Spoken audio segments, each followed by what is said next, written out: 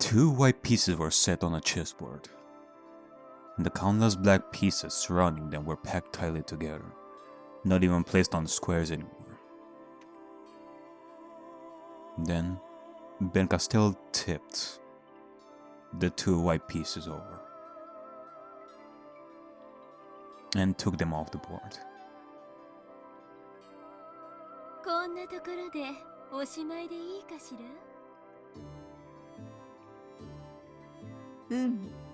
やはりそなたの朗読は耳に馴染むぞ、我が巫女よ。あんたのお望み通り、腹渡の内側まで書き出してやった。答え合わせにはこれで十分でしょ？実に満足しているぞ。そなたが明かした答えを鍵に、これまでの物語を遡り、まるで宝石箱のような密室の数々を一つずつ開いていこう。鍵を得ることは楽しい。そしてその鍵で個々を開いていくことはもっと楽しい。ご苦労であった我が巫女よ。これより先は私一人でゆっくりと思考を楽しみたい。もう十分であるぞ。The witch of Higurashi sat back in her rocking chair, a satisfied smile on her face, as though enjoying a pleasant aftertaste. There was no need for a game board anymore. She just had to go back in her mind through the whole set of tales to check whether her theory was right or not. It seemed to leave her pleasantly drunk, even better than the most expensive wine. 私はこれで用済みかしら？ご苦労であった我が巫女よ。その任を解く。私は再び眠りにつく。この心地よきまどろみを数百年にわたって楽しみたい。そして私が再び飽きるとき、そなたは私を楽しませるためにまた新しい物語を見つけてくるのだ。それまでの数百年のひととき、そなたの自由を許す。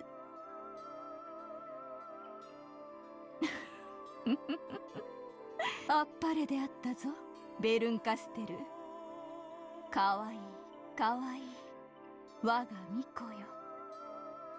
知ったことじゃないわ。勝手に干からびて死になさいよ。じゃあね、未来永劫さようなら。数百年ごときをそなたは未来永劫と呼ぶというのか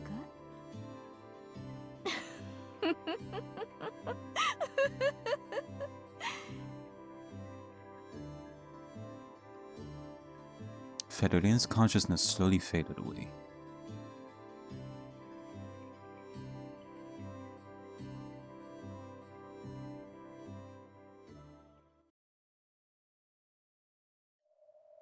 As the owner of the study's slumber grew deeper, the lights about the room slowly darkened.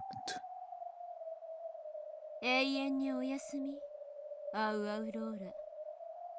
このゲーム版はあんたにはもう不要よね。私がもらっていく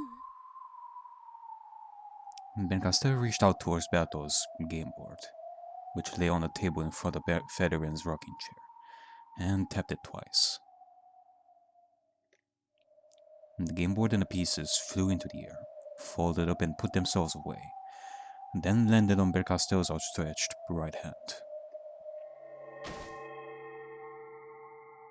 私、まだ全然ゲームマスターをやっていないのよ。私はベアとの葬儀をやっただけ。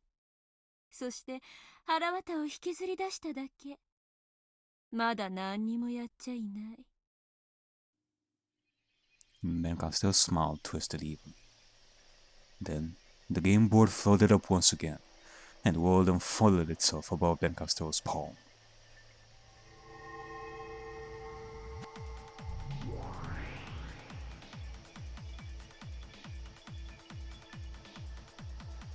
Sa, ベアとのゲーム版の駒たち。私を最高に楽しませる最高に残虐な物語を紡がせてあげるわ。おののきなさい。約束された絶対の運命を。奇跡の魔女ベルンカステルの名において、そしてベアとのゲームの最後のゲームマスターとして宣言するわ。ただ宣言するだけじゃつまらないよね。ベアとのゲームにのっとって赤き真実で宣言してやった方がいいかしら。それがいいんじゃない？まだ甘い夢を見てる魔女どももいるみたいだし。あらラムダ、いたの？いるわよね。私のいるところならどこへでも。言ってやりなさいよ、甘い夢見てる魔女どもに。そうするわ。奇跡の魔女として、そして最後のゲームマスターとして最後のゲームを宣言するわ。そして約束する。このゲームにハッピーエンドは与えない。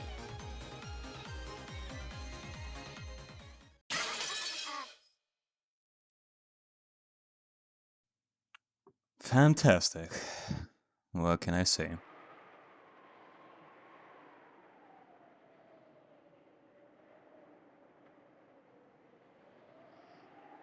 The chapel.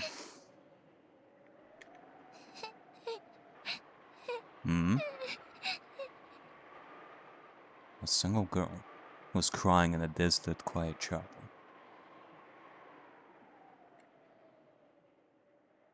She was a small girl, only 6 years old. Angie! The girl who would, for 12 years starting now, lament to the fact that she wasn't on the island on October 4th and 5th, 1986.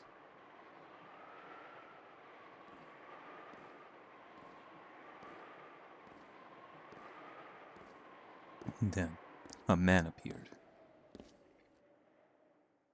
The man noticed the girl, walked up to her quietly, trying not to scare her, and put an arm gently around her shoulder. お兄ちゃん。探したぞ、エンジェ。 Hey there, Battler. It has been a while. The girl jumped into her big brother's chest and started crying again. どうした？何をそんなに悲しんでいるんだ？今日クラスの子にいじめられたの。テレビでお母さんは悪い人たちとつながりがあったって。だからうちのお父さんとお母さんが犯人でみんなを殺したんだろうって。エヴァおばさんにそんなことないよねって聞いたのに答えてくれないの。お父さんとお母さんは悪くなんかないよね。ねえ。かわいそうに。みんながあの島であの日何があったのかを好き勝手なことを言ってるんだな。そこにお座り。Yeah. You make it sound like it's no big deal. People can say whatever they want about it, but it is not something I can shake off. When you've seen plenty of murder these games and you've seen how horrible the siblings, like the adults, have been, I guess it's not so easy to write off what Benkaso has shown as just a fake fantasy and that's it. I guess it is as I previously said. It can be easy to get swayed into thinking something like this, whether it's true or false. But, you know, if this is what happened, then it looks like Beatrice never meant to focus on that. The story has always been about her. Beatrice herself is the heart of the story, so if that's really the case, and Beatrice never meant us to see what Baron Castell showed us, then it certainly brings even more of this feeling of hopelessness for the adults. As far as Beatrice is concerned, who gives a fuck about the family? Maybe I still believe that out of the infinite number of fragments, not just 2,500,000 whatever fragments, out of the infinite possibilities out there, there has to be at least one fragment where everyone will live past the fifth and everything would be peachy. But nonetheless, it still stands that the chances are always high for the family to be a bunch of monsters, and it's hard. It has been hard in the past games. I've talked about this plenty. And, well, it seems that it happened again with what Bernkastel showed us. And Beatrice, she surely showcased it too, a bunch of times before. Rosa being an abusive mother, Eva killing in Game 3, Kirie's envy for Asumu to the point of murder, embezzling and murder over gold, Kinzo's incest. Hell, from the looks of it, Will, of all people, seemed to have failed to show Bernkastel a world where Leon gets to live a happy life, since the last 2 white pieces have been swallowed up by all of Bernkastel's black ones. If Will, out of all people, never managed to argue against Bernkastel's fate being forced on Leon, if Will didn't succeed in showing that Leon can create their own future, their own fate, like for them to be a miracle, if he failed, it's a sad thing. On the flip side, I do see the glimpses of those shining moments that Beatrice showed us. I mean, Rosa did protect Maria at the end of Game 2 from those goat demons. Well, there was also Eva and Hideyoshi, who were shown to be a loving couple. We've seen Rosa feeling really guilty over Kuwadori and Beatrice's death. I mean, there's also Kraus, who went all out with his boxing skills to defeat the goats and save his daughter. Hell, if I am to go with the super optimistic route, I could just say that everything Bernkastel showed us was the truth that Eva herself interpreted and reached after being the sole survivor.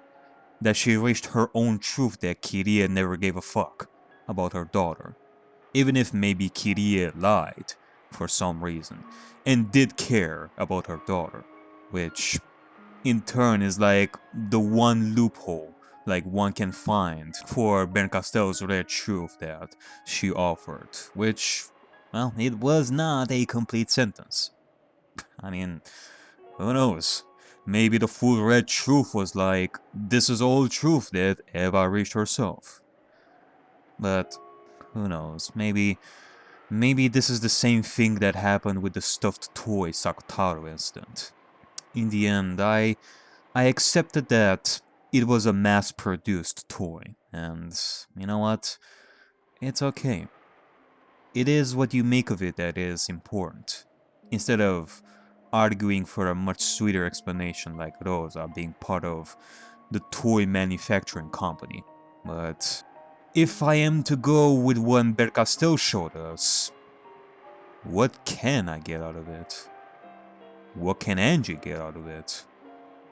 What do we do to spin it around into a good thing, like the stuffed toy debate? If I am to not go with what Bernkastel showed us, then one can go with the theme of not letting others cloud you with truths and make up your own future. One can definitely go with that kind of mentality. Nonetheless, like, whatever the case may be for everything that I said, I honestly don't really have a strong argument right now to back up like any of the thoughts that I mentioned. Until episode 8 begins in the future, I will have something, but Alas, I am here, in a state of complete mush. My bones are all mushy. They are definitely not solid. It's like I'm made out of gum. It's like I'm made out of rubber. Like I have the properties of gum and rubber in my bones right now.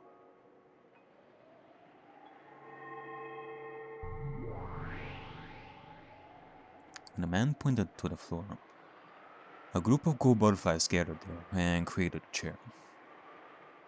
And the girl obediently sat down on it. お兄ちゃんは知ってるよね。お父さんとお母さんは悪い人じゃないって知ってるよね。ああ、もちろんだとも。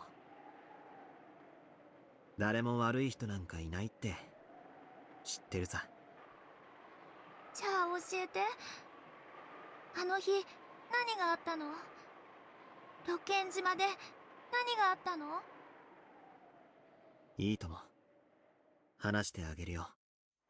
あの日、あの島で何があったのか。それは怖い話。まさか。それは悲しい話？とんでもない。それはどんな話？聞いたエンジェが自分で決めるといい。決して辛い話じゃないんだよ。だからお聞き。うん。バトラーお兄ちゃん。あの日、お兄ちゃんたちは六軒島へ行ったんだよ。とても大勢でね、大事な親族会議があることになってたんだ。うん。まずはどこから話したものかな。これがエンジェに捧げる最後のゲーム。お聞き、エンジェ。あの日、六軒島で何があったのか。これは辛い話でも悲しい話でもないんだよ。